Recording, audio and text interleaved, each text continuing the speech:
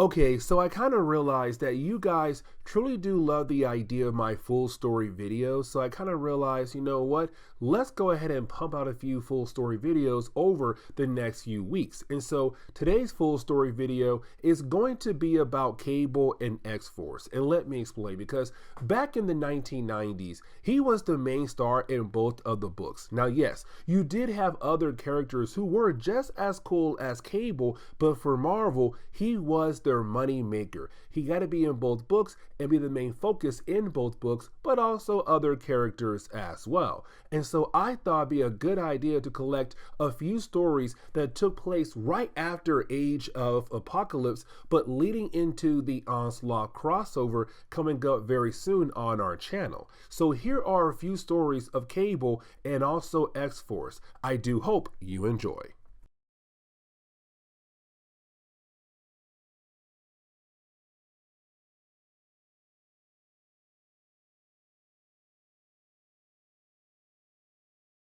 Okay, so with X-Force issue number 44, I'm kind of hyped to see where this book could honestly go. And here's the reason why, because issue number 44 is really more of a relaunch. It's kind of like, hey, you know what? We just did all these different X-Force stories, all these different X events, and after Age of Apocalypse and working our way up to Onslaught, it's time for a shuffling for the X-Force team, where you're going to have some members leave, but you're also going to have some people join X-Force as well. And so honestly, for me, I like this book because it's a brand new beginning. It's kind of like, hey, you know what? Start here if you want to get an X-Force in the 1990s. Now, of course, by this point in the real world, we already had like hundreds and hundreds of X-Force books. But back then, this could have been a great like starting off point if you were trying to get an X-Force comics. And you see what I mean as we go through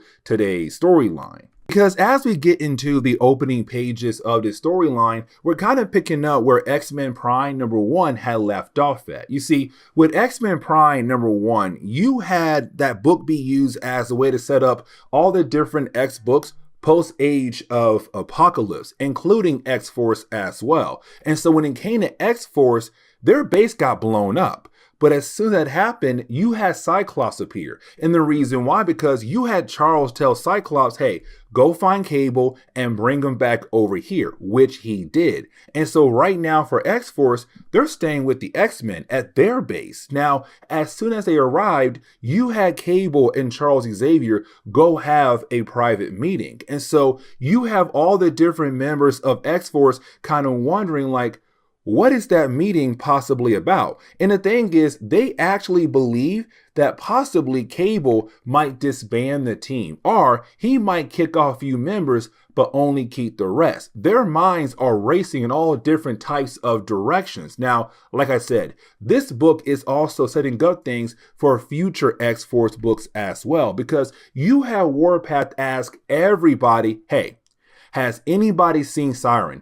Everybody says no. She just straight up missing. And the thing is, everyone's not truly worried because she is a grown woman. The thing is, they should be worried. But after all of that, you have our heroes go outside and have their own private meeting. Now, with this private meeting, I'm going to use this as a way to bring up something very important when it came to prior X-Force comics that took place before Age of Apocalypse. And now be the idea of Sunspot. You see, prior to Age of Apocalypse, really prior to Legion Quest, we had met a character known as Rainfire. Now, when it came to Rainfire, he just appeared out of nowhere and took over the Mutant Liberation Front, a terrorist group. But after a while, we had learned that Rainfire was Sunspot.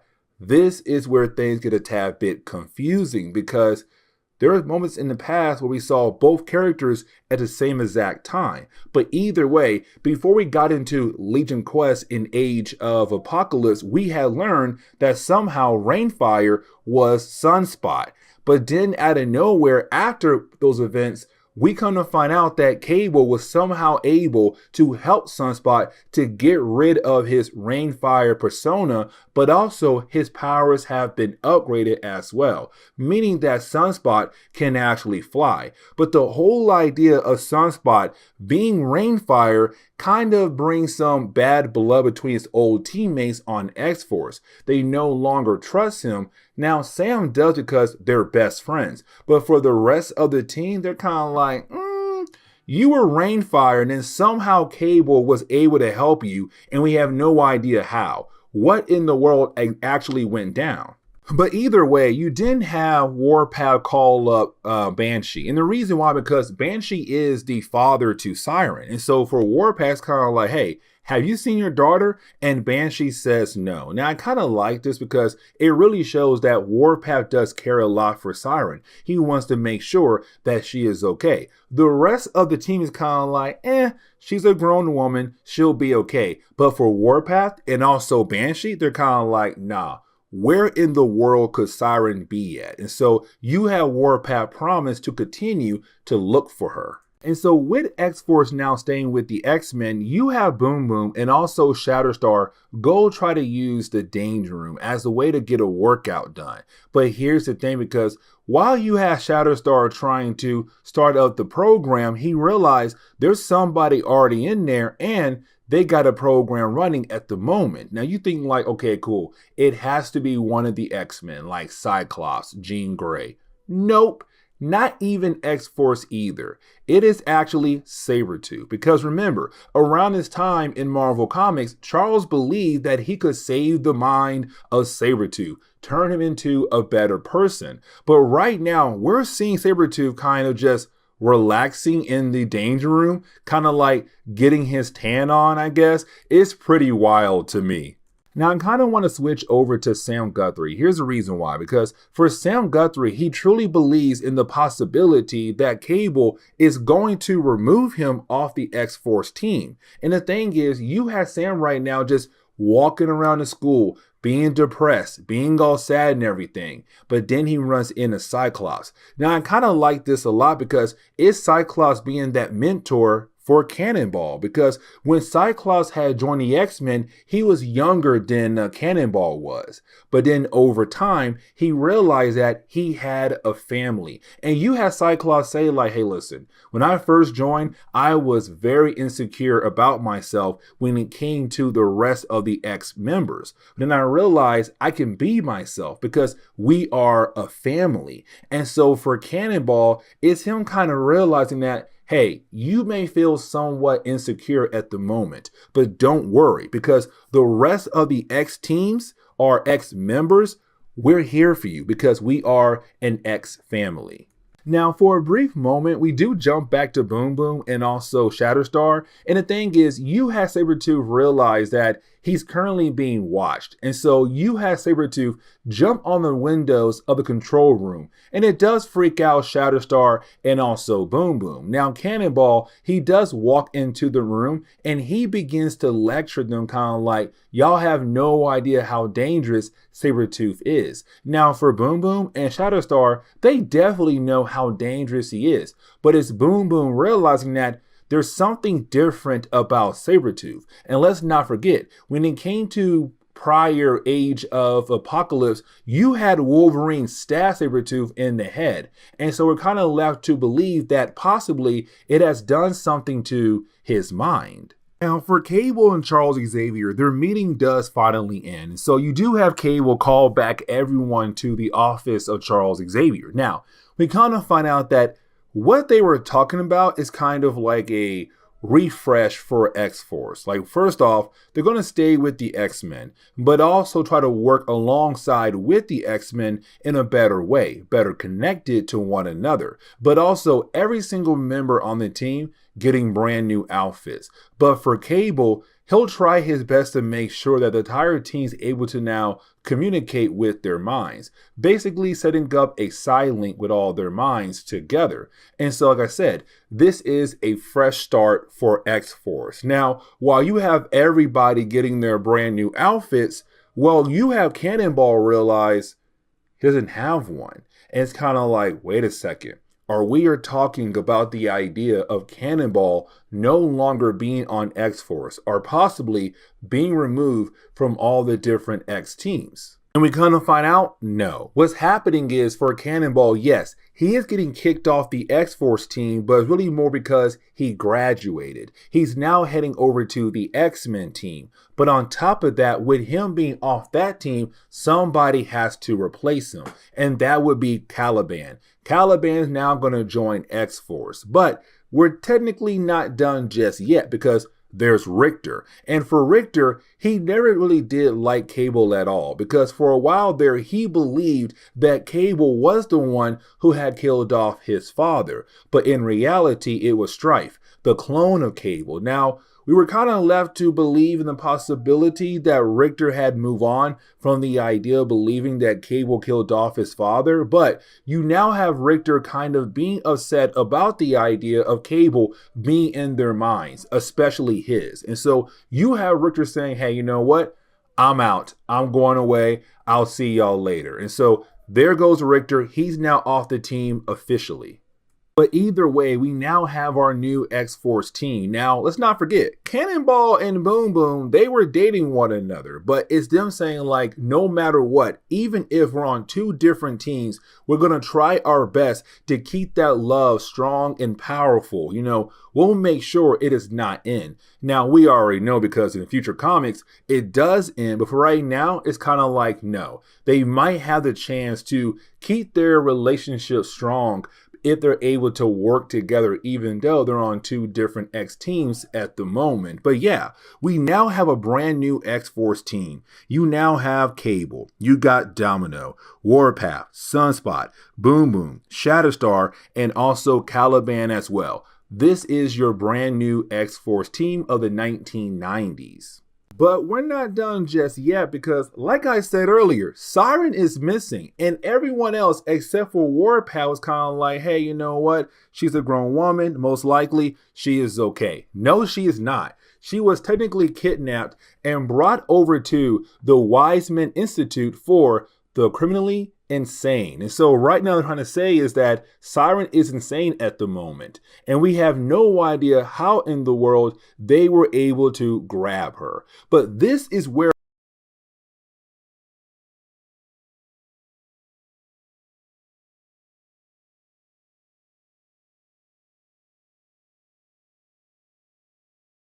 okay, so it has been a while since we last sat down and talked about Cable because we had a lot going on when it came to our coverage over the X-Men. We had Legion Quest, Age of Apocalypse, X-Men, Gene Nation. Like, there were a lot of different things going on. But here's the thing, because we're now going to dive back into more Cable comics. Now, we're going to cover at least 3 issues in this video. Here's the problem, though, because when it comes to issue number 21, it does technically take place before X-Force issue number 44, an issue we already had covered. In that issue, you had Cannonball leave X-Force and go ahead and join the X-Men, but also you had X-Force go ahead and move back in with the X-Men. So both teams are currently on the same base right now at the moment, but this issue alone does pick up before that issue right there. And so we'll cover issue number 21, but also issue number 22 and 23 that does take place after X-Force issue number 44. Now, technically, when it comes to Cable issue number 21, it does pick up where Legion Quest had left off at, but also where X-Men Prime number 1 had left off at. Let me explain. So, when it came to Legion Quest, as we all know, it was Legion going back in time to kill off Magneto because he believed Magneto was kind of standing in the way of Charles Xavier being able to reach his lifelong goal. Now, the problem was Legion did not kill off Magneto. He killed off Charles Xavier on accident. So with the death of Charles Xavier, the old timeline went away, but a brand new timeline came into the picture, Age of Apocalypse. Now, with that timeline right there, of course, as we all know, things were a whole lot darker, but thanks to Bishop, the old timeline came back. here's the problem though. For our heroes, at first, they believed that they were going to die. The entire universe was going to die. And technically, they were right at first. But thanks to Bishop, everything was okay again. But before our heroes realized that they were given a second chance, you had Cable tell Domino how he truly felt. Now, when it came to X-Men Prime #1, you had Cable and X-Force go back to their base. Now, the problem was their base at that time was an old base that belonged to a character known as Arcade, a super villain. And so once he realized that X-Force had basically took over one of his old bases, he said, you know what? I don't like that, and blew up the entire place. And so for X-Force right now, they no longer have a base. So they had no choice but to go ahead and move back in with the X-Men. And so as we get into Cable issue number 21, it's really more of us now seeing Cable kind of giving us a recap. Really, he's giving Domino a recap of everything I just told you, but he's also talking about the legacy virus. Now, technically, I'm not going to sit down and try to explain what's going on with the legacy virus for this video. Just know it's a huge plot line for all the X books around this time. But for Domino, she's kind of like, dude, there's no way you're going to sit here and try to give me a recap of everything that just happened to us recently. Now, for Cable and X-Force, they had just gone back to their old base, the same base that just got blown up. But their main goal right now is to see if they can find anything they can take home with them.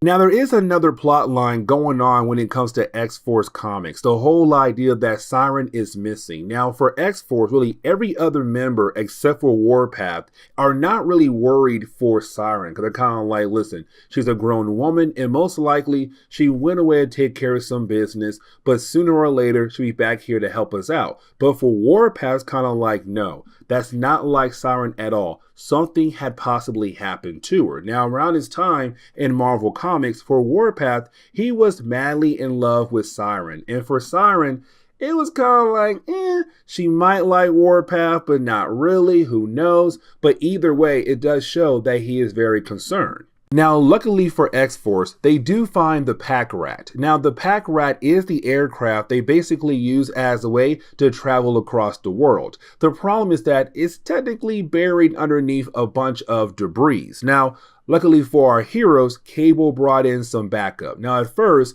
we see Caliban, because around this time in Marvel Comics, when it came to Caliban, he had just joined X-Force. Now, for Jean Grey, she's just there to help out. Now, with the powers of Jean Grey and Cable combined, they should be able to kind of clear all the debris off the aircraft and get it back in the air. Now, for Cable, we cannot forget that when he first appeared in Marvel Comics, he was not really trying to use his abilities. As a matter of fact, he was trying to use his abilities as a way to keep the techno-organic virus from taking over his body. But over time, his abilities have evolved, where he's now able to kind of use part of his powers to keep the virus at bay, but also use his powers in different types of ways in the world around him. And so right now it's him trying to use his powers with Jean Grey to clear all debris off the aircraft. The problem is that he pushed himself to his limit. And so unfortunately, he does pass out. Now, for X-Force, they do share their concern with the idea of their team leader being down. Now, for Jean Grey, she was able to talk to Cable with her mind to wake him back up, because with them being knocked out, the techno-organic virus was beginning to take over his body. And so when he does wake up, he goes right back into that leader role. So you know what, guys, I'm okay. Get to work. Let's get that aircraft back up in the air. Now, this is Jean Grey kind of realizing that for Cable, there's something going on with him. And technically, she's right, because he's very concerned about so many different things. You got Domino, the woman he loves, X-Force, the team he loves, but also his son Tyler out there being a bad guy, trying to replace Apocalypse in the world. And so for Cable, there's so many things going on in this world. He has no idea how he can be able to handle all these different situations.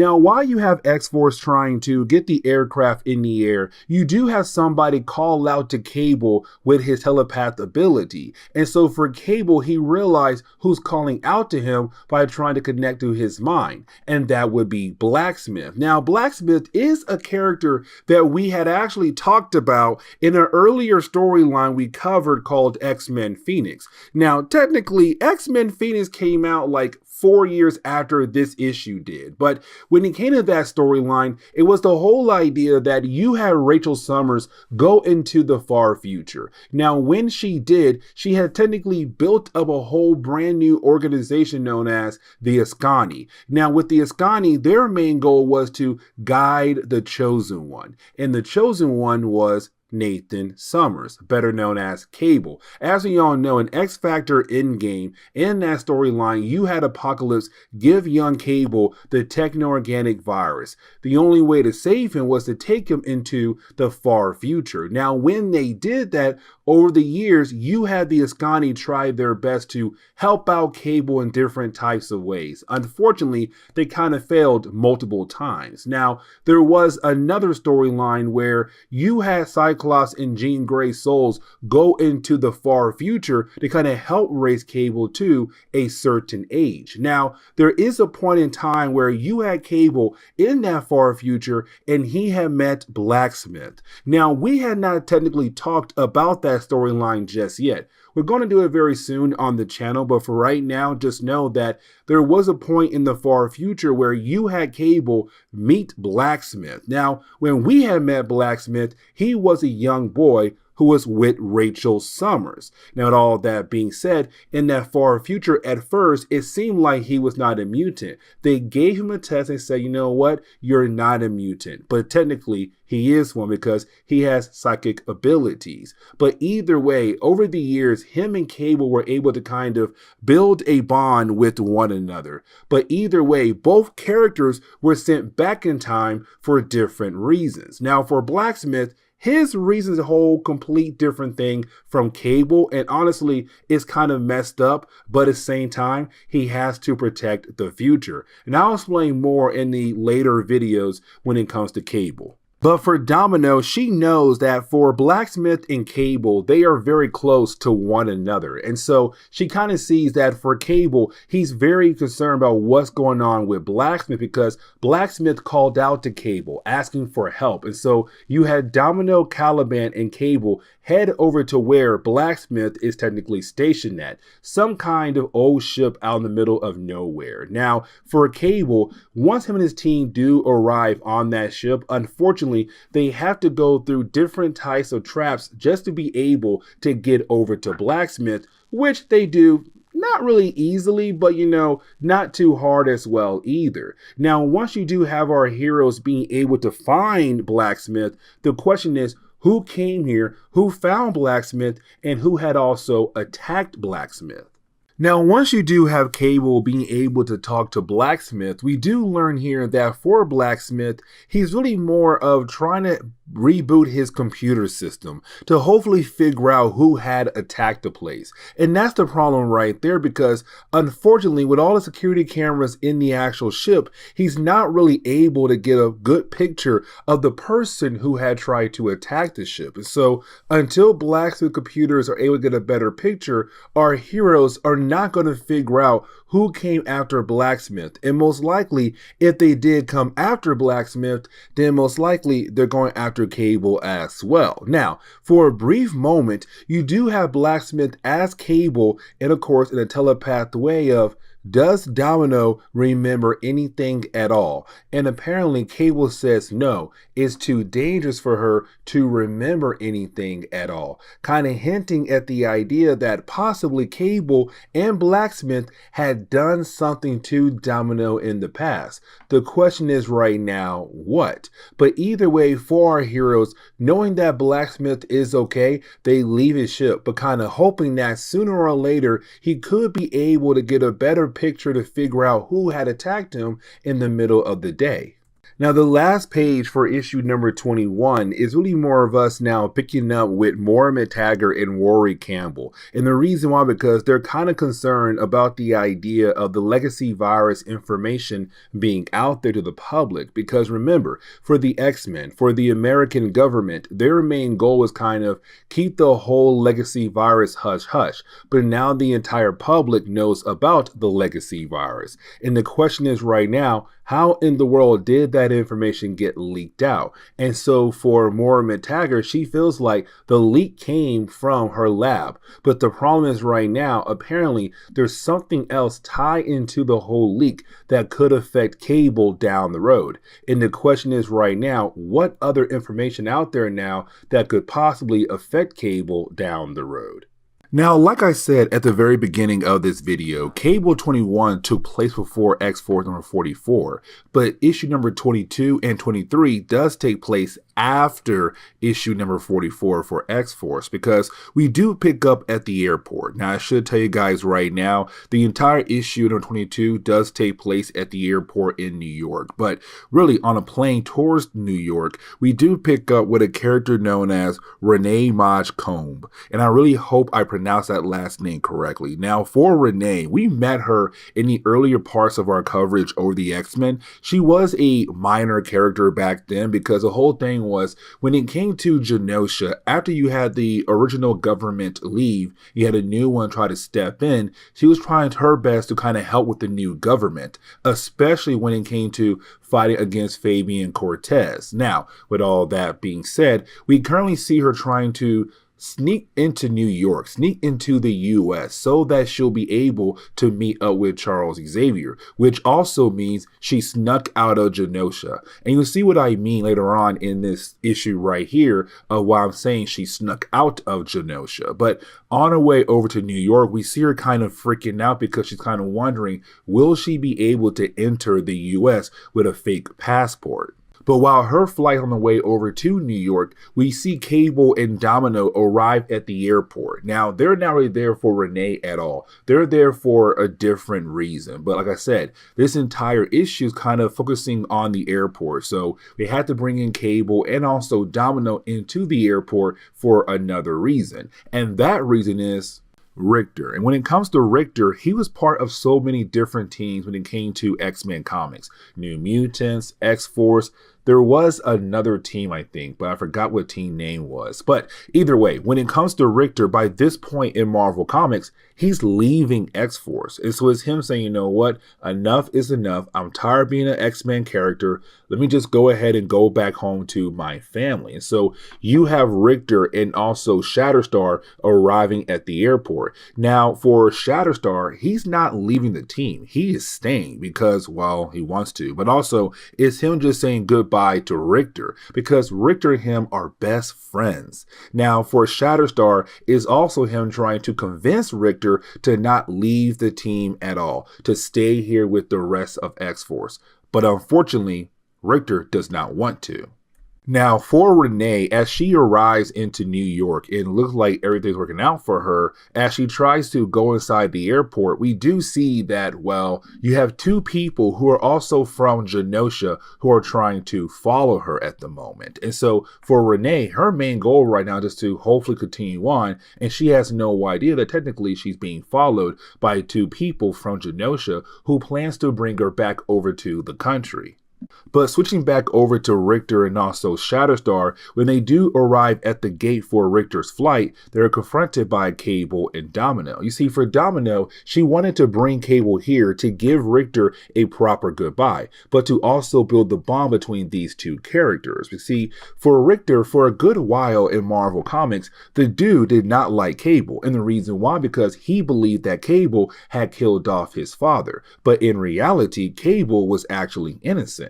It was Strife, the clone of Cable, who had killed off the father of Richter. Now, once you have Richter learn the actual truth, everything kind of worked out between the two characters. They were kind of building that bond. And so it's Cable saying like, hey man, listen, I want you to stay with X-Force, but I understand you need some time away to be with your family. And I'm also hoping that while you're gone, you find what you're actually looking 44. And so it's Cable and Richter saying goodbye, with the possibility of Richter returning to X-Force alongside with the rest of the old team. But Richter's now gone. And so you now have Cable, Domino, and Shatterstar just at the airport watching Richter fly away.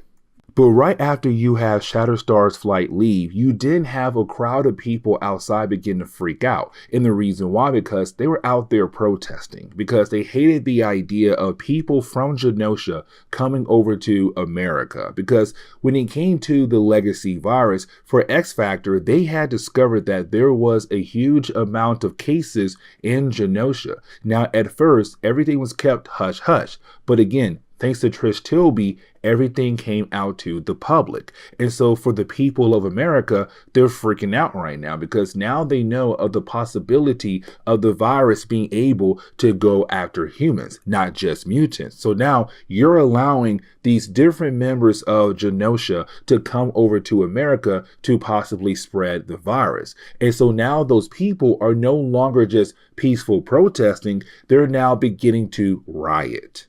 And so that kind of leads into the rest of issue number 22, because you do have Cable, Domino, and also Shatterstar kind of want to see what's exactly happening at the airport. But then you have Cable realize that Renee is being kidnapped by two people who kind of work for the Janosha government. And so with that being said, for Cable, he ignores the crowd of people who are rioting and tries his best to save Renee. Now, you also have Domino and also Shatterstar helping out with this situation. Now, unfortunately for Shatterstar, he does get shot multiple times, but he's okay technically. Like at the end of the book, he does get taken over to the medical bay at the school of Charles Xavier to get some medical help. But either way, you do have Cable and Domino being able to take down the two people who are trying to kidnap Renee. Now, for Renee, she tells Cable that she's only here to talk to Charles Xavier. And so she's going to leave for the time being to kind of hide. But she says she'll call Charles sooner or later about something very important. It's being very vague. We're not really learning why she's actually here in America for just yet. But for Cable, they got to leave because, like I said, Shatterstar got shot multiple times. He needs some medical help. Now, later on the night, you do have Domino watching TV, and this kind of leads into the next issue. But for Domino, while watching TV, she sees Trish Tilby once again reporting on some big news, where apparently there is a serial killer in the Rocky Mountains. But here's the catch, because at first they believe it was a human, but then it said, you know what? It could be a mutant or some kind of wild beast. And the reason why, because they found a footprint. Now, for Domino, she does recognize the footprint very well, and so she begins to freak out. And this brings in a character we have not really talked about since the early parts of our coverage over Cable. Now, as we switch over to Cable issue number 23, we actually pick up with Cable, doing a different form of meditating. But of course, from this culture he grew up in as the Askani. Now, when it comes to Cable, while he's trying to meditate, he is then confronted by Storm. Now, we're getting a call back to an earlier storyline that took place literally prior to Age of Apocalypse, where you had Domino, Storm, Cable, and also Caliban fight against Cable's son, better known as Tyler, or now known as Genesis. Now, for Cable, he kind of remembers what his son did in a city over in Egypt. It was a complete massacre. And so for Storm and Cable, they kind of feel like bigger things are going to happen very soon to all the different X characters. But while they're talking, you have Cable say, I had just received a postcard. And the thing is, it had my real name on there, Nathan Dayspring. But the problem is, there are not that many people out there who know my real name. And so for Cable, he feels like it's Tyler calling out to him. Now, for Domino, you have her head over to the Rocky Mountains. Her main goal is to figure out what's actually happening over there in the Rocky Mountains, because she feels like the crazy beast or the actual serial killer out there might be somebody she knows. Now, while she's out there, she does find another footprint. And with this footprint, it kind of tells her like, okay, Yeah, I think I know who might be out here killing all these different people in the Rocky Mountains. Now, while you have Domino doing that, for Cable, he begins to talk to Charles Xavier. Now, here's the thing, because for Tyler, we have to remember that, yes, he's calling himself Genesis, but also he's trying to replace Apocalypse at the moment. Because with Apocalypse not being around or in the picture at the moment for the X-Men, the door is open for anybody to try to take their spot. Now, here comes the big problem, because for Cable, he does tell Charles Xavier that Tyler is Jen Scott's son. Now, Jen Scott is a very important character because that is the mother to Tyler, of course, Cable's old wife, who had died in the earlier parts of our coverage over the X-Men. And you have Charles realize, he's kind of like, wait a second, you didn't say your son, you said Jen Scott. Like, he's not your son at all. That right there is kind of strange. Now, for Charles Xavier, he kind of realized that Cable wants to see if Charles is able to use his ability to find Tyler somewhere across the world. But as Charles saying, dude, there is 3.5 billion people across the world. It is very hard for me to kind of pinpoint just one person. So unfortunately, I'm not really able to help you. Now, for Domino, we kind of begin to learn like who she's trying to find. And we kind of find out that it's somebody who is very close to her and also Cable. Somebody who was part of the Six Pack when you had Cable first appeared in the past. And that would be Grizzly. Now, we had saw Grizzly in the earlier parts of our coverage over Cable, where you had G.W. Bridges try to use Grizzly and other people as a way to capture Cable. But it has been a while since we last saw Grizzly, but apparently something is going on, something to kind of possibly turn him into a serial killer. And so for Domino, she goes to his home. Now, at first, she does not find anybody at home, but she realized, you know what, let me go ahead and investigate to make sure that one, he's okay, but two, he's not some kind of serial killer.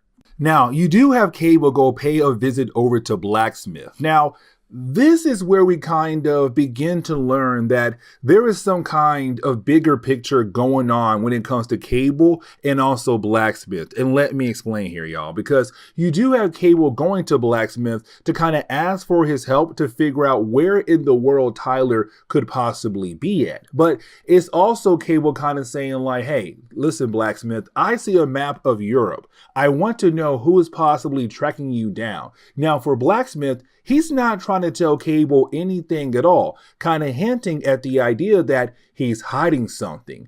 And also is Cable telling us that something happened in the past between these two characters in the far future. The question is right now, what?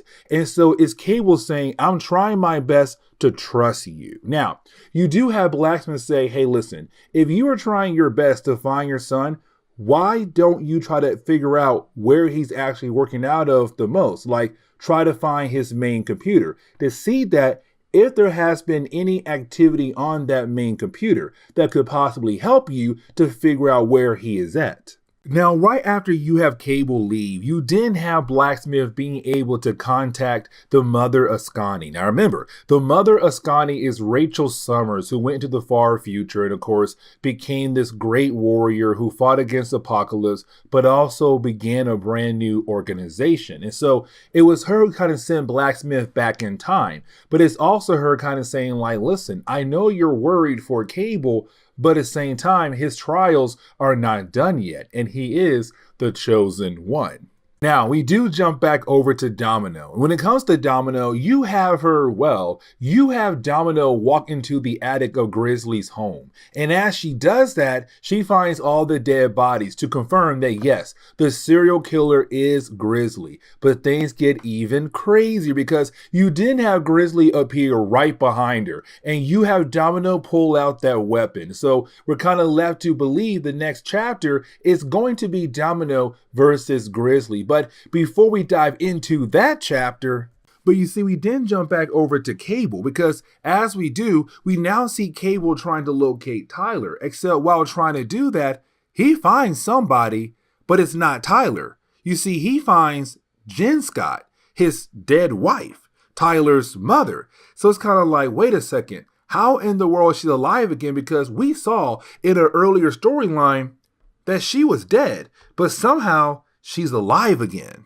You know what? I know I said earlier, really at the very beginning of this video, that I'm only covering issues number 21, 22, and 23. You know what? Let's go ahead and cover the last 2 chapters of this storyline. So picking up with issue number 24 now. We begin to see that battle between Grizzly and also Domino. Now remember, for Grizzly, he was a close friend of Domino, a co-worker, a teammate. So for her, she kind of knows all his different moves, but at the same time, he knows all of her different moves as well. Now the thing is, he's trying to tell Domino like, hey, listen, something or someone has control over me. Technically, someone. And he knows who that person is, but he's having a hard time telling Domino who has control over his mind at the moment. But while you have Domino dealing with that, for Cable, he's trying his best to figure out how in the world his wife is alive again, because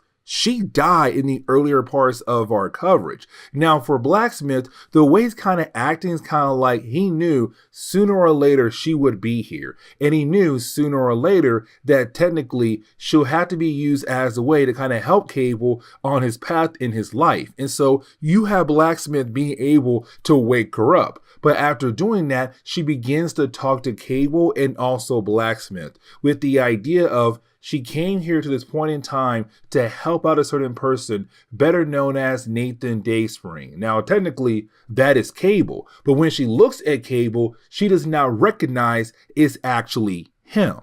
And so it's kind of like, okay, maybe, just maybe, because she time travel is kind of affecting her mind at the moment. Now, the battle for Domino and also Grizzly, as it continues on, it gets worse and worse. And the reason why, because we get to that point where, unfortunately for Domino, she no longer has a choice here. She has to kill off Grizzly, because if she doesn't, then most likely he will continue to come after her and kill other people in this area. But before she pulls that trigger, you have Grizzly tell Domino like, hey, listen, this is the person who is currently trying to take over me, who's controlling my mind, and his name is Tyler, of course, the son of Cable. And so now it shows that it's Tyler trying to mess with Cable any types of ways he can. But unfortunately for Domino, she has to kill off Grizzly to hopefully stop him. But he says, please,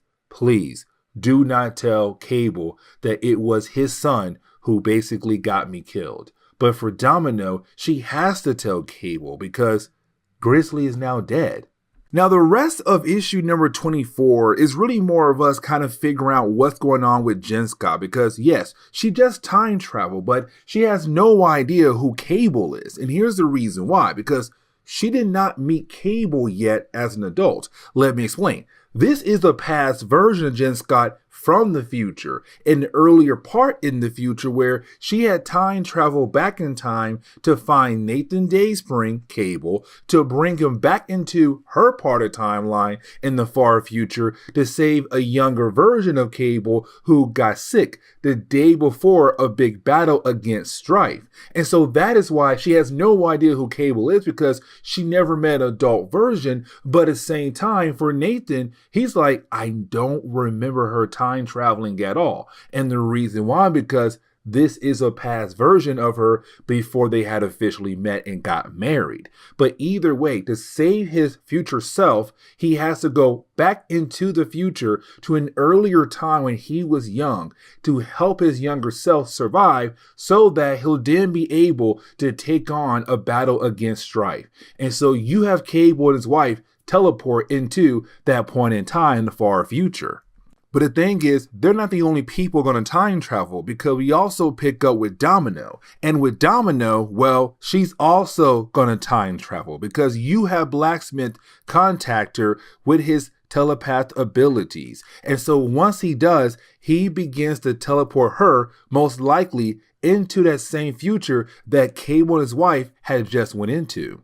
Now, for Cable and also Jen Scott, when they do arrive in the future as we dive into issue number 25, it's really more Cable kind of realizing here he has to be very careful, because if he tries to do anything that changes the past, it will change the future dramatically, which of course, the past, the present day for the X-Men could also be affected as well. And so for Cable, he has to make sure that he does everything he needs to do without trying to change much here in his point in time. Now, while you have the two characters arriving into the future, they kind of realize that, well, they're in the area that belonged to Strife. So they have to do their best to sneak out of this area over to the camp of the Ascani. Now, while they're trying to do that, Domino also arrives. Now, for Domino, she does learn very quickly here that one, they're in the future, but two, you have Domino realize there's some kind of connection between Cable and Jen Scott. Now, she heard about Jen Scott, but it's Cable not telling her like, hey,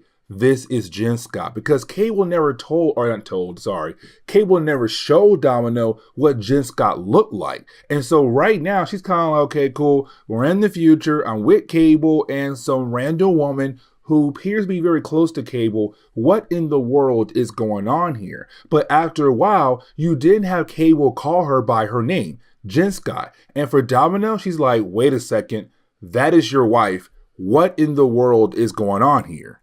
Now, for Cable, he's not really able to explain everything to Domino at the moment. And the reason why, because, well, they're currently in the territory of Strife. And for Cable, he has to use his powers to kind of cloak them so they're able to escape this area and get back over to the camp that belongs to the Ascani.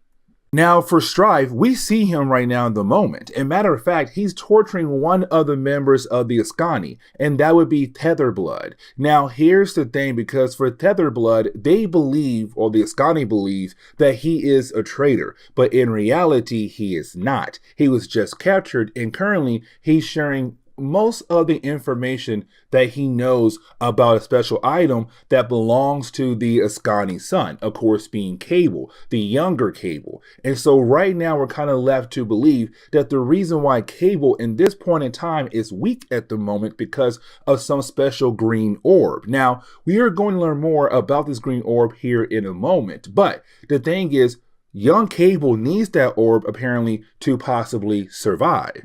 Now, for Cable and Domino and also Jen Scott, they do arrive at the camp that belongs to the Ascani. Now, once they do arrive, you have Cable kind of tell Domino they have to be careful here because they're now meeting different people who were part of Cable teams over the years. But also, when they look at Cable, they're kind of like, wait a second, you look like an older version of our current leader at the moment. And that will be himself, just a younger version. Now, for Cable and Jen Scott, they go inside the tent to see the younger version of Cable, while you have Domino stay behind to have a conversation with Blacksmith, because she believes Blacksmith at this point in time might know more about why in the world she is here for. Because yes, Cable makes sense, and so does Jen Scott, but why is Domino here for? And so you have Cable meet his younger self. The problem is for Cable, he doesn't know what to do here to actually help out his younger self. And so for him, he said, you know what? Let me go ahead and just enter the mind of my younger self. But that's a problem right there, because for young Nathan, as soon as Cable goes into his mind, he thinks it's Strife right now trying to enter the mind of Cable. Oh, by the way, real quickly, I should explain that in this part of the timeline, Apocalypse is no longer around. Instead, you have Strife being that person who had replaced Apocalypse and trying to be the new ruler of the entire world. Anyways, though, as soon as Cable tries to enter the mind of his younger self, you have young Nathan attack Cable. And so Cable said, okay, you know what? I can't do that idea right there. I need to think of a different game plan that's going to help him out. And so for Cable, he said, by this point in time, young Nathan should have a special friend next to him. And so you have Cable reach out to that person. And we kind of find out it is the Professor. But the Professor was that green container that Strife currently has. Now, just in case we do have anybody just joining our coverage over the X-Men, let me briefly explain who the Professor truly is. So many years ago, You had the Celestials create this spaceship that had crashed on Earth. Now, the point of the spaceship was to collect data on the Earth. Now, the entire ship was being run by an AI system, better known as the Professor. Now, there was a point in time where you had Apocalypse being able to find a spaceship, and you had Apocalypse being able to use the spaceship for his own personal reasons. Now, after a while, many years later, you had X Factor being able to get rid of Apocalypse and then take over the actual ship. Now, after that, many years later, you didn't have the ship be turned into a AI system better known as the Professor, who came very close to Cable. Matter of fact, they were connected to one another. Now, there are a few more missing pieces in that storyline, but that's the whole brief idea about the Professor. And so by this point, the Professor should be part of Cable or young Nathan. The problem is right now that AI system is not with young Nathan. It's with Strife at the moment. Now, for Domino, she's still questioning Blacksmith. The problem is, this is a different Blacksmith. The one she talked to in the past, in her present day, is an older Blacksmith who had traveled back in time. This Blacksmith is young and still has not traveled back in time yet. So he has no idea why in the world Domino is here for. But he does believe she's here for a special reason. Now, for Domino, she believes that she's here to break the cycle. The whole idea of, you know what? If I kill off Strife at this point in time, then most likely Cable will finally be happy. He'll have Jen Scott. He'll have Tyler. He'll have everything he wants to have so badly. But the problem is, if you change one point in time that you are not supposed to change, it can change almost everything for the entire timeline. And so for Cable, while you have him telling the Ascani, hey, listen, we're going to attack Strife in the morning, you have Cable realize Domino is missing. Because you have Domino trying to kill off, well, Strife. So she has a gun pointed at him from the distance. Now, you do have Cable being able to stop her, but it's Cable telling her, like, listen, you can't change the timeline. Like, if you do, it could make things a whole lot worse or possibly better. You don't know, but that's a risk we cannot actually take. Now, the problem is Cable and Domino are now in the territory that belongs to Strife. And so you have the Ascani by Cable and also Domino enough time to be able to sneak into the tent to figure out what's going on with Strife. Now, for Cable and Domino, they're able to sneak into the tent of Strife, where they do find the Professor, but they also find Featherblood as well. Now, they realize he is not the traitor. Matter of fact, is a different person known as Corliss. Now, I'm not going to sit down and try to explain who Corliss is. Just know the dude actually believed that Strife is the better option for the world. The Ascani son and the Ascanis should all be killed off. And so you do have Cable and Domino being able to body slide at the very last second thanks to the Professor. And so unfortunately, Corliss failed as a traitor of the Ascani because, well, Cable and Domino were able to get away with the Professor. And really, the rest of this storyline gets wrapped up with Cable taking the Professor back over to young Nathan and also Blacksmith. So with the Professor now being part of young Nathan, he is perfectly okay, which also now allows Cable and also Domino to go back to their point in time in the very far past. Now, here's one last thing though, because for Cable, he now once again has to say goodbye to his wife because he knows sooner or later, she's going to die in his arms down the road. But either way, it's him again saying goodbye to the woman he truly loved. And the book ends on that note, with Cable and Domino going back into the past while you have young Nathan get back up and getting ready to lead the Ascani against, well, good old Strife. But this is where we're going to end.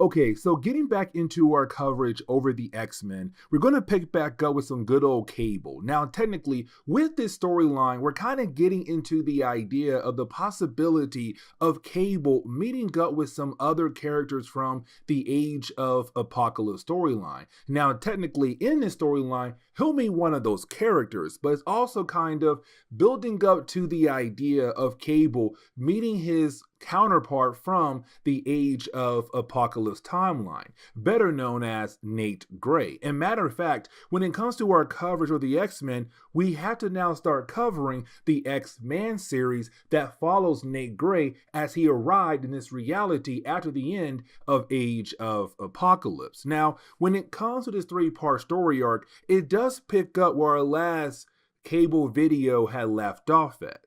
You see, in our last video for Cable, him and Domino had traveled into the far future to allow themselves to save a younger version of Cable. Now, here comes the big problem, because when they had arrived in that point in time, they also ran into a younger version of his wife. Now, for Cable, the question was then, would he try to save her life to allow the chance for him and her to be together in his present day point in time? And the thing is, for Cable, he knows you can't change the past, because if you do, you're going to change the future. And you have no idea what the outcome could possibly be if you do try to change the future. And so for Cable, he had no choice but to go ahead and save a younger version of himself, but still knowing that his wife is going to die again. Now, after all of that, you then had Cable and Domino be teleported back to the present day of the Marvel comic timeline. And the question is now, where are they going to end up at? Well, in this three-part story arc, they're going to end up in Janoshan. And we have talked a lot about Janoshan. When it comes to Janoshan, it is a country in Africa on a small island near South Africa, where originally it was left to believe that it was a perfect country. If you go there, everything is going to be okay for you. But then later on, we discovered that if you were a mutant, technically you were a slave, because they used the mutants as a way to help build up their nation. And so again, to the rest of the world, they believed everything was perfect. But in reality, it wasn't. Now, over the years in Marvel Comics, things had only gotten worse in Janoshan, where we're now at a point where we have a civil war happening in Janoshan, where you have the mutants there wanting to be free, but you have the humans there wanting to reclaim their mutants as slaves and bring back the old ways of their country. But you also have a third group, a group right now trying to end both sides to allow both mutants and humans to live together in harmony. Now, this third party is technically being led by a character known as Philip Moreau. Really two characters, Philip and his girlfriend, Jenny Ransom. Now, really Philip's more important here than Jenny. And the reason why, because we were left to believe in the early days of Janoshan that it was Philip's father, David, who had created the entire process of mutants being turned into slaves for this country. But in reality, it wasn't David. It was another character known as the Sugar Man. Now, the Sugar Man comes from the Age of Apocalypse timeline. Him and a few other characters were able to escape that timeline and come over to this one. Except for Sugar Man and also Dark Beast, they had arrived 20 years in the past. And so for the entire time for Sugar Man, he has been working behind the scenes when it comes to Janoshan. So at first, we did believe it was David Moreau, but in reality, it was the Sugar Man who had created the process of turning mutants into slaves. Now, for Philip and also for Jenny, their main goal right now is to just end the war, but they have been given intel by one particular character, and that would be Mr. Sinister. Now for him, he also wants to know what in the world is going on here in Janoshan. But he does tell Philip and Jenny like, hey, listen, very soon help will arrive to make things better for you and also this country. Because for Sinister, he knew that Cable and Domino would arrive back here at this point in time to kind of help out with Janoshan. And so that kind of leads into Cable and Domino arriving into Genosha. Now, when they do arrive, they have no idea where they're at because technically they had just time traveled back in time and they ended up here in the middle of Genosha. And so for Cable and Domino, they're wondering like, hey, where are we? But also for Cable, he's not really able to call out to help to the X-Men, X-Force, even X-Factor. So they're kind of stuck and they begin to walk around. Now, when they do, you then have Cable and Domino get attacked by different drones that were created by the Magistrate. Now, the Magistrate was really more of a police force that was being used in the early days of Genosha. If you had mutants that tried to escape into other countries, or possibly mutants who would fight back for their freedom, the Magistrate, they were there to shut everything down just like that. And so right now, the Magistrate and their drones are trying to bring supposed order back into the country where humans are in charge, but mutants are slaves once again. And so you have these drones begin to attack Cable and Domino. Now, luckily for our heroes, you had Philip and also Jenny arrive to help protect them. Now, for Sugar Man, he just saw Cable and Domino arrive. But for Sugar Man, when he looks at Cable, he believes it's Nate Gray, but not realizing at first that this is not Nate Gray at all. That in reality, this is Cable, somebody completely different. But for right now, he's kind of wondering, why does Nate Gray look older? Now, for the Magistrate, they're still there in Genosha. Their main goal, like I said earlier, is to bring back order to Genosha, where humans are in charge, where mutants are now second-class slaves once again. So you do have a few characters we've seen before in the early days of Genosha, still there trying to work together to hopefully bring back that order they believe the country actually needs. But this kind of leads us over to Cable, Domino, Jenny, and Philip being able to regroup at Philip and Jenny's base to kind of talk about what's happening in this country. Now, really more for Cable, he wants to make sure that before he helps out Philip with the whole idea of the Civil War, that Philip understands what's going to happen in this Civil War. You are talking of the possibility of bodies just piling up to achieve some kind of goal. But for Philip, he knows that. But at the same time, he wants to reach that goal where mutants and humans are able to live together in harmony. He knows it's something that can be done. Now, with all that being said, Domino understands what's going on with Cable. She knows that for Cable, he's trying to distract himself. They had just left one battlefield and got into another battlefield. But on top of that, for Cable, he went into the far future, saw a younger version of his dead wife,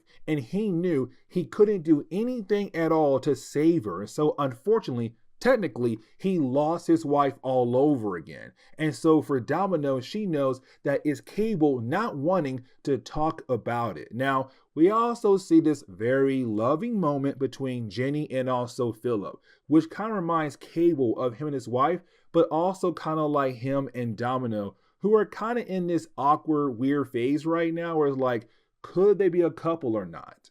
But while they were talking to one another, you didn't have Cable kind of push Domino out of the way. And the reason why, because Philip and Jenny's base is currently being attacked right now by the Magistrate. They found the base and now their main goal is to kill off the entire group to allow them the chance to finally take over this country once again. And so as we dive into the second chapter, you're now kind of seeing Cable and his side he's working with fight against the Magistrate. Now for Cable, he recognized two members of this group because in our last video, he fought against them at the airport when it came to him trying to help out a woman who was trying to escape from Janosha. Now that right there is technically minor, but you do have Cable and his forces kind of being able to take over the battle very easily because he's there. He knows how to handle this kind of situation. Now, Pipeline, who is the leader of the group, he has the ability to teleport people away. And so his goal right now is to do a full-on retreat. Except you have Cable use his powers on the minor Pipeline to stop him. Now, the rest of the group, they got away, but Pipeline got stuck behind. And so now, for our heroes, they now have a hostage they could use to hopefully help them win the war by finding the base of the Magistrate. But after the battle, you do have Cable kind of ask a few questions like, hey, you know what? Are you truly ready to take on the next part of this war? And you have Philip say yes. Now, for Cable, he also wants to know, like, who told you that I was going to be here? Because remember, Sinister did tell Philip and also Jenny help was going to arrive very soon. And that was Cable and Domino. And so you have Philip tell Cable, like, yeah, it was a guy known as Essex. Now, for Cable, he does remember the name, but the name does not match a face in his mind. He does not remember that Sinister is, well, of course, Essex. So he's kind of like, that name sounds so familiar, but why? Now, for Sugar Man, he now knows where this is going to go. The possibility of our heroes finding his base. And for Sugar Man, he's like, hey, bring it on. Bring it on because I'm going to kill them all as soon as they arrive. Now, this kind of leads into a dialogue where I kind of feel like could have been a tad bit better because you do have Cable get very upset with Pipeline because the Pipeline, again, he wants to bring back the old ways. And really, it's more a Pipeline saying, hey, I lost my family. I lost my friends. Thanks to these people who wanted to be free. No, they're Gene jokes. They should be slaves. But you have Cable get ticked off like, no, look at these rebels as you call them. They're humans and mutants working together in harmony because they realize that y'all's ideas, y'all wishes were completely wrong. Either way, it's Cable saying, I can use my powers to control your mind, to make you do what I want you to do. Now, I feel like some more words could have been said there when it came to Cable to kind of express how angry he is. But hey, either way, we do move on. So after all of that, you have to remember that Sinister did give some info over to Philip. And so Philip says, hey, listen, I got this location that we should check out. And so for Cable, he tells Pipeline with his powers, take us to this location right now. And once they do arrive at this location, for Philip, he does remember this location because he used to camp out there with his father when he was a young boy. But they do find this secret base. Now for Essex, this is perfect. He's watching them as they go inside. They don't realize they're being watched, but for him, it's like, okay, cool. I'm about to get my answers that I have been looking for. Now, they do find this laboratory that is completely operational at the moment. But the problem is, with this kind of equipment, somebody has to be here to operate this entire place. And the question is right now, who? But it's also Philip realizing that what he had heard is technically true, that his father was not the one who had created the whole process of turning mutants into slaves, that in reality, it was somebody else. Now, for Pipeline, he also realized that the magistrate has been played by somebody else. It's not David who had created the process. It is, again, somebody else. We know who it is. It's the Sugar Man. And for Sugar Man, he's very upset because now it's like, okay, cool. They found my base. You know what? That means it's time to go. But I got to make sure that everyone dies in Janoshan. And so the last page is him saying like, I'm going to kill everybody. And matter of fact, I'm going with the Cable guy because I have no idea who he is. Like, he looks like Nate Gray, but it really seems like he's not Nate Gray. He's some older version of Nate. Now, the final chapter for me is a small problem. And here's the reason why. Because I really do hate this type of trope where in movies, TV shows, and comics where basically you have some kind of countdown, right? And our hero had to go do some kind of obstacles to achieve some kind of goal before the time expires. Now, in reality, we already know if they have to go through some kind of obstacles to reach some kind of goal, then most likely they're not going to reach that goal before time expires. But in comics, in movies, in TV shows, in some crazy type of way, they're really able to achieve that goal in that time limit. And so in this book, it's kind of like that where our heroes hear a countdown like, hey, y'all got 60 seconds. And the reason why, because we got a core meltdown because there is a nuclear reactor in this base right now that's about to go off here in a few moments. And so for our heroes, they realize they got to find a way to shut down this core meltdown situation. The problem is that they only have 60 seconds.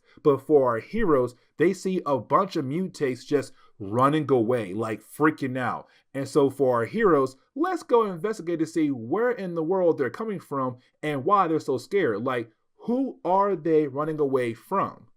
and that would be the Sugar Man. Now, here's the thing, because for our heroes, the countdown's still going down. And so for our heroes, they're fighting against the Sugar Man as the countdown continues. Now, Sinister, he's also there. He's watching the battle, but now he knows who was behind Janosha the entire time. It was the Sugar Man. Now, he does not know everything about the Sugar Man, but he now knows this right here. The Sugar Man took his work and kind of just changed it a tad bit to allow him the ability to turn mutants into slaves for Janosha. But either way, for Sinister, at least now he knows who's behind the entire operation when it comes to Janosha. Now, with all that being said, for our heroes, they continue to battle against Sugar Man, really more Cable fighting against him, because for Sugar Man, he looks at Cable and say, dude, you look just like Nate Gray, but a tad bit older. Now, for Cable, he's wondering, who in the world is Nate Gray? Again, building up to the idea of Cable meeting X-Men very soon in our coverage. Now, while all that is happening, on the other side of the world, we got Dark Beast. Now, for Dark Beast, he's watching all of this. And for Dark Beast, just like Sugar Man, they both arrived to this timeline after leaving the Age of Apocalypse timeline. But just like Sugar Man, they both arrived 20 years in the past. Now, for Dark Beast, he's kind of been beefing with Sugar Man in those 20 years. And so for him, he's like, okay, this is the perfect time to just download all the files that Sugar Man has on his computer. Now, while trying to do that, there is one file that he's not really able to access. But for him, it's kind of like, you know what, fine. At least we now know there is another Nate Gray. And of course, he's talking about Cable. But getting back over to the battle, you do have Cable kind of lose that battle, and the reason why, because he was trying to access the mind of Sugar Man, having a hard time doing that, but it kind of allowed him to be easily defeated by Sugar Man. Now, for Sugar Man, he's kind of like, cool, you're done with. Oh, look who it is. It's Philip. And he knows Philip very well because, again, David, Philip's father, had worked with Sugar Man to kind of help get the idea of the process of turning mutants into slaves. And so it's Sugar Man saying like, dude, I have all the answers, but the question is right now, are you ready to ask all those questions to get all the answers that you are looking for? Now, he also tells Philip like, dude, I am not from this world at all. And matter of fact, where I came from, I made sure to bring the work of Sinister. And so that right there explains how he was able to come over here in this reality and use the work of Sinister, but not the one we all know and love, the one from the Age of Apocalypse timeline. Now, with all that being said, you still have Sugar Man grab Philip and they leave. And so now he's technically a hostage. But now in the last 10 seconds of this countdown, right? And so you do have Cable tell Pipeline, like, hey, get Domino and Jenny out of here right now. I'm gonna stay behind and try my best to stop this meltdown. Now, Domino says no, you have Pipeline grab Jenny, and they do leave. Now, for her and Pipeline, they do get teleported back over to the main base of the Magistrate, where you do have the rest of the organization hear from Pipeline that, well, they have been played, that they should no longer try to pursue a goal of taking over Janosha. So it does seem like finally they're going away. But for Cable and Domino, they're still trying to put in different codes to shut down the meltdown. And luckily for Cable, he found the right code. And that code would be sugar, which honestly makes a lot of sense because it's the Sugar Man, y'all. Come on now. But yes, you do have Cable stop the meltdown. But after all of that, you then have Sinister appear. Now, when he appears, it's really more of him saying like, hey, listen, thank you for helping me out. Like, first, let me go ahead and knock out Domino. So you and I can have a one-on-one conversation. Cool. On top of that, I want to say thank you for getting my work back to me. Now, we could say that this is really not his work because in reality, this work came from his counterpart over in the Age of Apocalypse timeline, but they're the same character. So like, yeah, it could be his work as well, but it's also him saying, hey, I want to tell you this, like Sugar Man was not expecting you, but he was expecting you. Really a different you, kind of hinting at the idea of X-Men. So it's him saying like, hey, listen, keep your eyes out for your counterpart because somebody out there is just like you, but a tad bit different. And we have no idea how you two are different just yet. So building up that process of Cable meeting X-Men for the first time.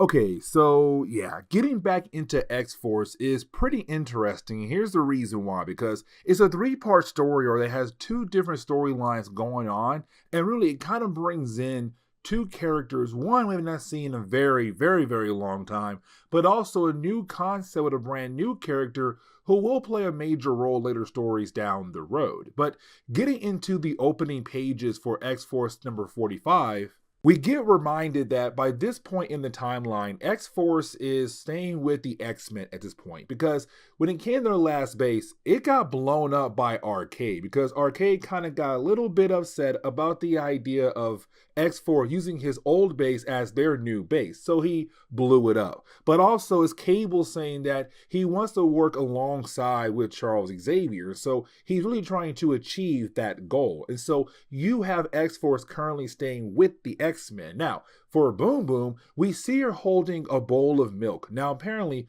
what she is trying to do is a huge no-no. Like, Cable will be mad. Charles Xavier will be mad. Her boyfriend Cannonball would also be mad, but she still does it. And so she goes into the danger room. And here is the big problem. You see, around this time in Marvel Comics, you had Charles Xavier believe that he could cure the mind of Sabretooth, turn him into a good person. Now, technically, I guess it was working, but there was a point in time where you had the X-Men trying their best to stop Legion, and they left Wolverine behind to watch over Sabretooth, which honestly is a horrible idea, but it did lead into a battle between the two characters where you did have Wolverine being able to stab Sabretooth right in the head. Now, this did affect the brain of Sabretooth where he's no longer acting like his old self. Now, he's kind of acting like, some kind of house pet. He's scared. He really can't fight back for himself.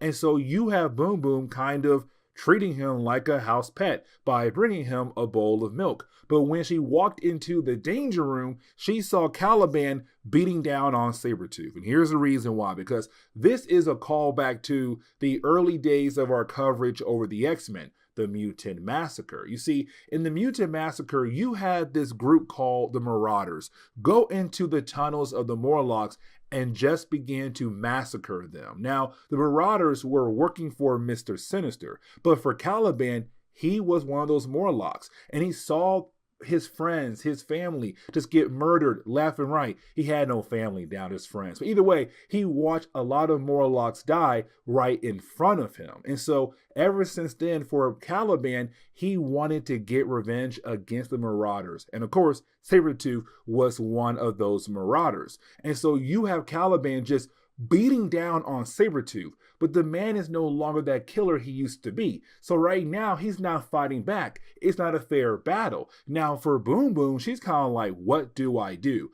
But luckily, Cable walks into the room. And it's kind of cool here because you have Cable kind of tell Caliban, like, I get it. You want to kill off Sabretooth. The man is a killer. The man did kill off a bunch of your friends. But at the same time, you don't want to do it like this.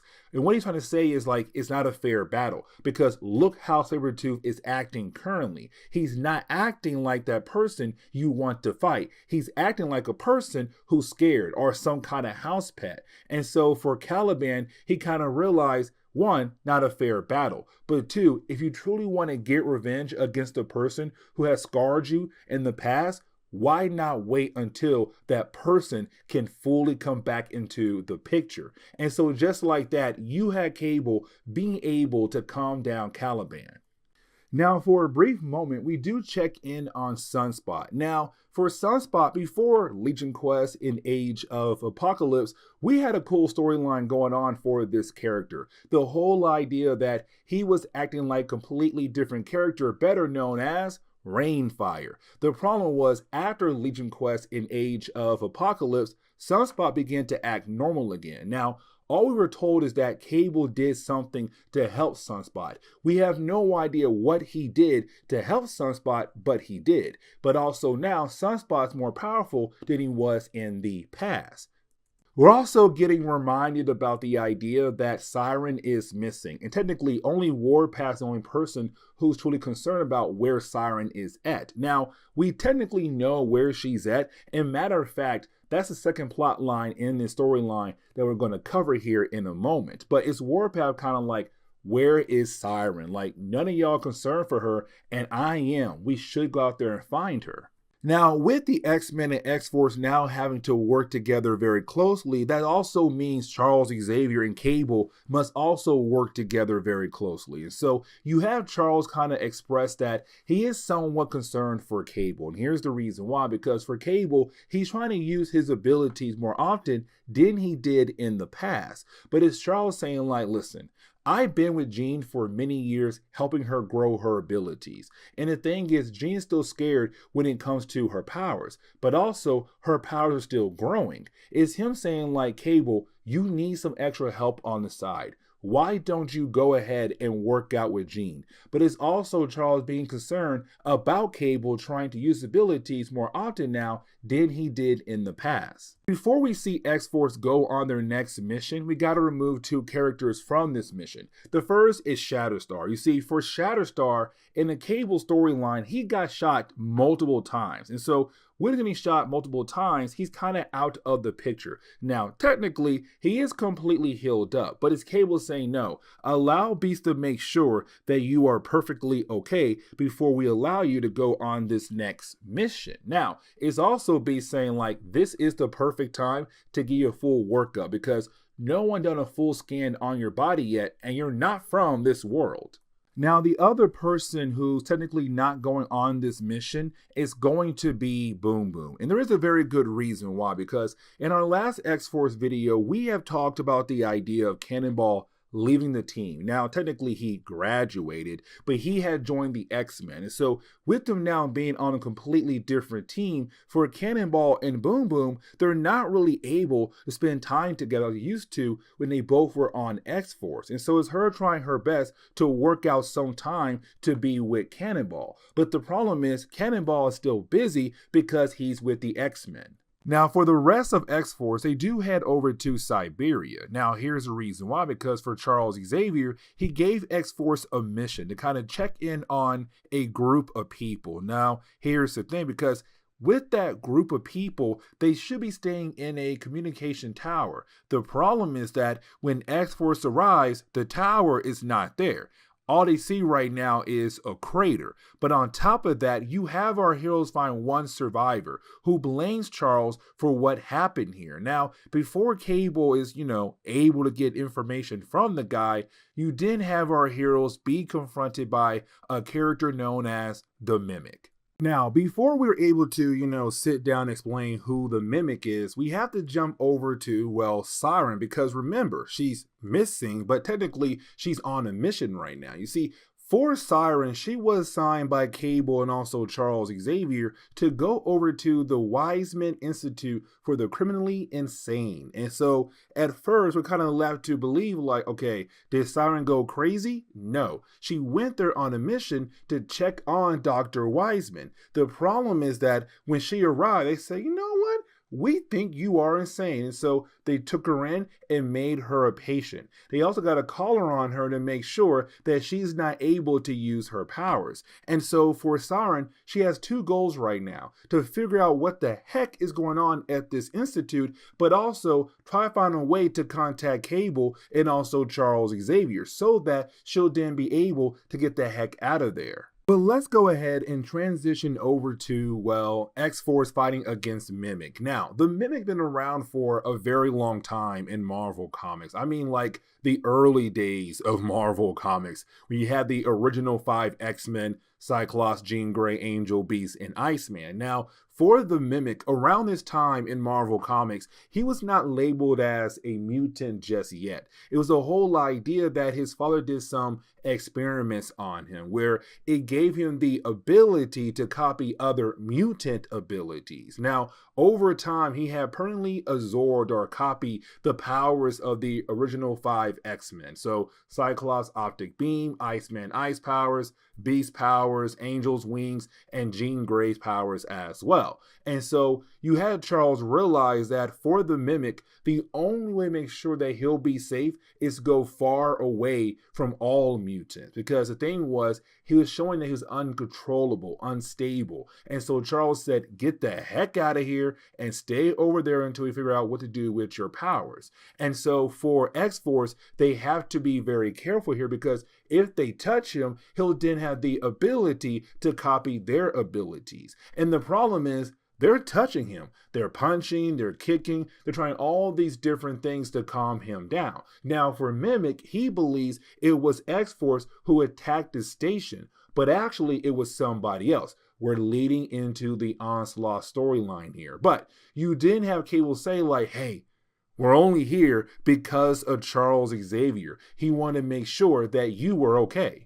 Now, we do kind of transition back over to Boom Boom. And for me personally, it kind of makes sense why. Because it's really more Boom Boom just trying to find somebody to talk to. Unfortunately, X-Force is away. Her boyfriend with the X-Men. So that kind of leaves one person. And that would be Sabretooth. Now, technically, she has Shatterstar, who's in the medical bay. And she also has Beast as well. But it's also us seeing right now like Boom Boom building that bond with Sabretooth, with the possibility of him being good once his mind turns back to normal, that maybe he won't actually go after her. We're also seeing that he's slowly beginning to remember how to do different things, like speech. Like he's able now to say his name. The problem is that as she walks away, he says it then. And so she does not hear him say his name, Victor.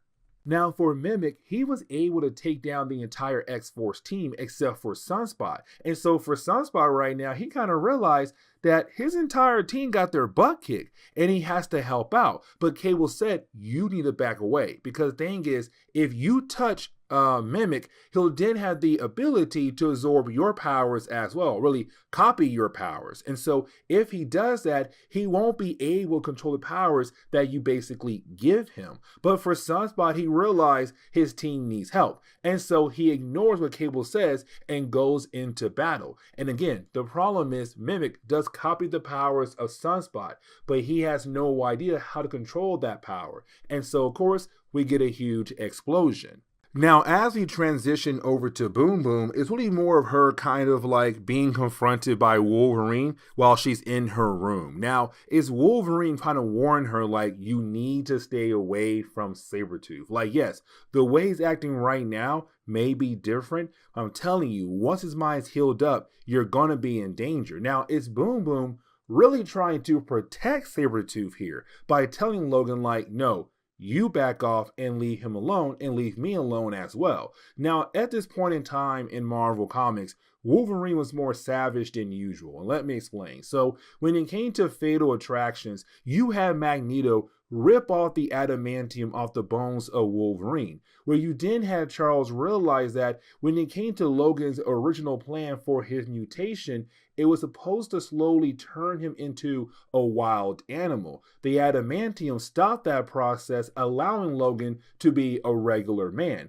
But the problem is now the adamantium is gone. And so that process has kicked off again. So it's slowly us seeing Logan turn into a savage person. But either way, you do have Logan leave. Now for Boom Boom, she's kind of like, I am tired of everyone telling me what to do. And so we're kind of left to believe that she might leave the team as well. Now, you do have Cable and the rest of X-Force being able to get up. Once they do, they kind of realize that Mimic is gone. They have no idea where in the world he went to. Now, they kind of feel like something or someone else possibly took out Mimic. But you have Caliban say like, hey, I was able to kind of pick him up at first, but now he's no longer around. Now, This right here is kind of Marvel back then, kind of hinting at the possibility that the Mimic is actually a mutant. Because, again, at this point in time, it was Marvel saying, like, he could be one or it could not be one. We have no idea. Now, for Siryn, as a way to close on this chapter, you still have her trying her best to find a way out of this institute. But luckily for her, she is able to make a call. Now, the call she does make is over to Deadpool, because Deadpool technically does owe her one, because she did help out Deadpool in the past. So the final chapter is going to be Deadpool and Siryn working together to break out of the place. Now, as we get into the final chapter of this video, sorry for me laughing, guys, because this is hilarious. But in the final chapter, in the opening pages, you have Deadpool sneak into the place pretending to be a doctor who's trying to operate on Siryn. Now, for Deadpool, it's him saying, like, I had to use this disguise as a way to sneak into the place. Now, it's also him playing a joke on Siryn. And for me personally, Siryn has the right mindset here. Like, I wake up, I look up, there's a guy dressed like a doctor wanting to operate on me. No, I'm gonna fight back. But you do have Deadpool reveal that it's him and he's here to help her out. Now, she's not ready to leave just yet because she wants to have one last conversation with Dr. Wiseman. Now, for X-Force, they're trying their best to get back home to the school of Charles Xavier. Now, they're using the Pack Rat, and the Pack Rat is their aircraft they use to go around the world. Here's the problem, though. It got seriously damaged in the last battle against the Mimic. And so for our heroes, they're just trying their best to keep everything together long enough to allow them to hopefully get back safely. Now, luckily, they have Sunspot, who can use his powers in different types of ways to help the aircraft land safe and sound, and of course, they survive the landing as well. Now, for Deadpool and also Siryn, they do find Dr. Wiseman, and you have Siryn trying to question her. The problem is that we learn here that Dr. Wiseman is, well, being controlled by somebody else. And so you have Siryn turn around, she sees a young boy, and this young boy had knocked out Deadpool, but also kind of told Dr. Wiseman to stop talking, but also trying to control the mind of Siryn as well. And so we kind of get the idea the whole institute is now being controlled by this young boy, possibly. Now, we also see Boom Boom try to call her father. Now, when it comes to Boom Boom, she had a very hard life when it came to being a young girl, living with her crazy father. And so she ran away. And so it's her calling back home to him, but not really saying anything to him. So he has no idea it's his own daughter calling at all. But just hearing his voice, it brings back so many bad memories in her mind. Now, some time does pass by, and you do have Siryn being able to return back over to school of Charles Xavier. Now, when she does appear, it's Warpath being like, oh my god, you're back, it's great. Let's not forget, Warpath does have a huge crush on Siryn, but for Siryn, she does not have a huge crush on him. And so you kind of have her ignore him so that she's able to meet up with Charles Xavier and Cable. Now, we do have a few more things happen in this storyline. Like, for example, when it comes to Sunspot, you do have Cable kind of get on him, kind of like, dude, I gave you orders to stay away, and you got involved in that battle, and now we possibly lost Mimic forever. Now, it is Sunspot apologizing for what he did, but while you have Cable walk away, for a brief moment, you have Sunspot begin to speak Askani, and Askani is a future language from Cable's timeline. And so for Cable, he's wondering, how in the world do you know how to speak Askani? But we then have to transition over to Sabretooth. Now, is Sabretooth beginning to talk? Is him being able to communicate somewhat to Boom Boom, but it's still him being that nice character. Now, it's also him kind of asking to go outside, but you have Boom say, no, we're not going outside. Instead, what I'm going to do is use the danger room as a way to give you an experience of being outside. And so you do have the two characters being able to build that bond, but you also have Logan there, just waiting for the right time to go after Sabretooth once again. But the last thing we do see is that back at Wise Men's Institute, we see her and other people who work there being controlled by a young boy. But we also learn the young boy is being controlled by somebody else. Most likely Game Master. Is Game Master right now trying to come back into the picture, but also they now have a prisoner, and that would be Deadpool. And this is where we're going to end today's comic book video. So please.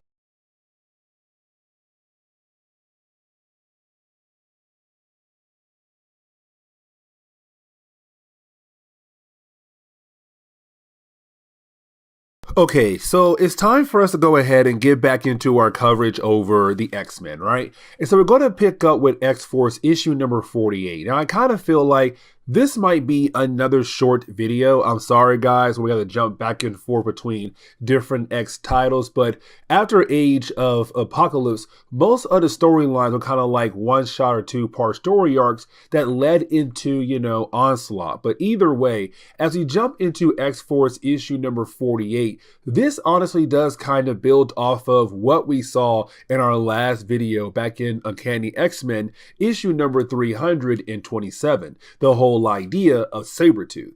Because around this time in Marvel Comics, you had two big things going on when it came to the X-Men. The first was that, you had the character better known as Charles Xavier, who was trying to achieve this goal where he wanted to fix the mind of Sabretooth, to turn him into a better person. Now, we already know that's one heck of a goal to set yourself up for when it comes to the character better known as Sabretooth. But he wanted to achieve that goal to hopefully make him a better person. But at the same time, you had Wolverine stab the brain of Sabretooth. Now, when he did that, it did cause some brain damage. Now, with this brain damage, it kind of turned Sabretooth into a different type of character where he began to act like he was some kind of house pet, where he needed people to help properly take care of him. And with all that being said, you did have all the different X characters try to help him, but the problem was Boom Boom. She was doing more than the usual thing you do when it came to taking care of somebody. It seemed like she had built some kind of bond with him and kind of hoping that once his brain did properly heal, he would then become a better person. And so for the rest of the X characters who live with Charles Xavier, they have some major concerns for Boom Boom because again, she's trying to build that bond with Sabretooth. She believes that he'll turn into a better person. And so when she walks into the kitchen, she sees all the different members of the X-Force. And they're kind of like, hey, we got to talk about your problem. Now, she has no idea what they're talking about at first because they didn't tell her why they're all here right now to talk to her about. Now, at first, she kind of believes that, maybe just maybe somebody had died. But once they said no, you got to fix your problems, you did have Cannonball appear. Now, around this time in Marvel Comics, Cannonball and also Boom Boom, they were a couple. But Cannonball had left X-Force to go join the X-Men. But he also has some concerns about Boom Boom.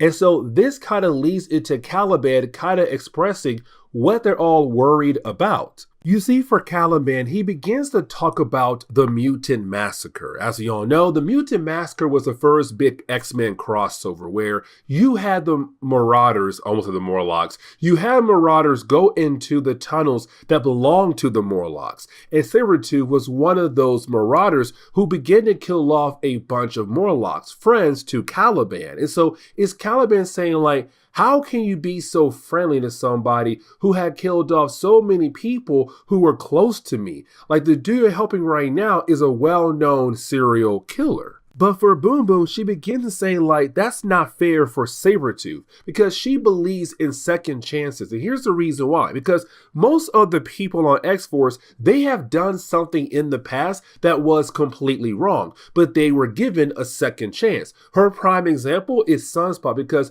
right before Age of Apocalypse, Sunspot was a character known as Rainfire, this evil version of himself. But thanks to Cable, he was able to turn Sunspot back to normal. But it's Boom Boom saying like, hey, look, we gave him a second chance, and now he's a better person. Now for Cannonball and rest of X-Force, they're saying like, yeah, you may give Victor, Sabretooth, a second chance, but you don't know if he might fail. But for her, the same thing goes for Sunspot. We have no idea of the possibility of him turning back into a bad guy once again. Now for Warpath, he also makes a good argument here because he said, listen, for Sunspot, he had earned our trust back, but for Sabretooth, he has not earned that trust to make us believe that he is a better person, because at least for Sunspot, he only had a small moment in time where he went crazy. But for Sabretooth, the dude is a well-known serial killer. He had killed off so many people over the years when it comes to his character. But for Boom Boom, she still believes of the idea of redemption. She believes in the possibility that he can become a better person again. Now for Shatterstar, he truly believes that for Boom Boom, she does not need any help at all, because in his mindset, she's telling everyone she got all of this handled, that she'll be okay. And so for him, he's kind of like, hey, listen, I only came here because you guys believe that she was in danger, but technically she's not in danger, which means I'm going to go ahead and just walk away. And so the whole entire argument ends on the note where you have the members of X-Force kind of fail to show Boom Boom the right path to take in their minds.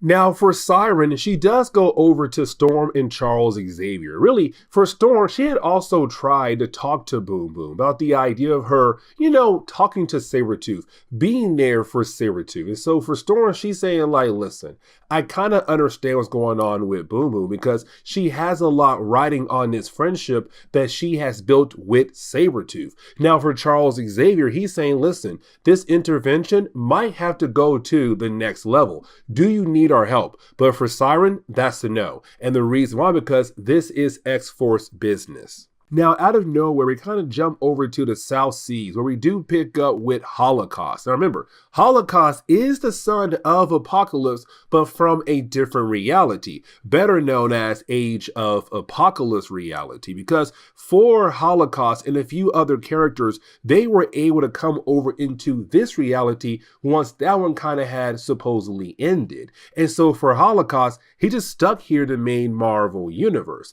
But then out of nowhere, he's confronted by Sebastian Shaw. Now, this is huge because for a good while in Marvel Comics, we were left to believe that Sebastian was dead. And matter of fact, his son was the one who killed him and replaced him as the Black King of the Hellfire Club. But right now, it's Marvel saying, nope, he's back. And the question is now, how in the world did this man come back to life?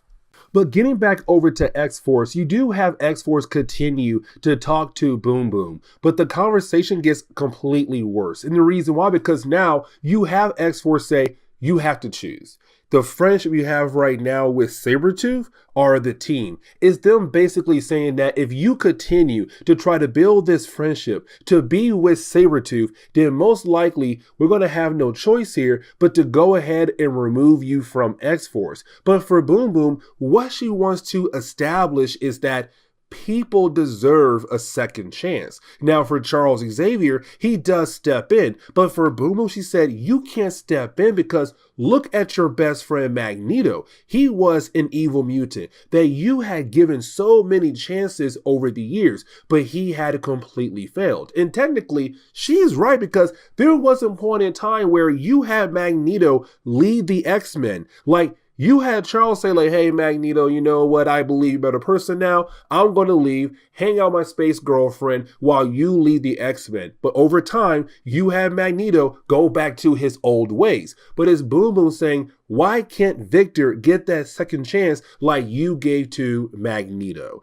But of course, you have X-Force and Charles say, you have to choose. Like, make the right choice here. You can't blame anyone else in the room. You can't blame Cannonball for leaving X-Force and going to the X-Men. So again, right now, make the right choice. Now, we also kind of get the idea, the reason why she's trying so hard to save Victor, Sabretooth, because for her, she had given up on her father. She gave her father so many chances to become a better person, but unfortunately, he kept just messing up. And so for her, she had to give up on him. And so right now, she's kind of hoping that she does not have to do the same thing when it comes to Sabretooth. She goes into the danger room to talk to him to see if he was truly pretending. He does not answer. But as soon as she runs away, we get this image of him kind of looking like he's going back into his old ways once again. So sooner or later, we should get the classic Sabretooth back in Marvel Comics. But with that being said, guys, please leave me a like down below and subscribe. But guys, see y'all next time. Later.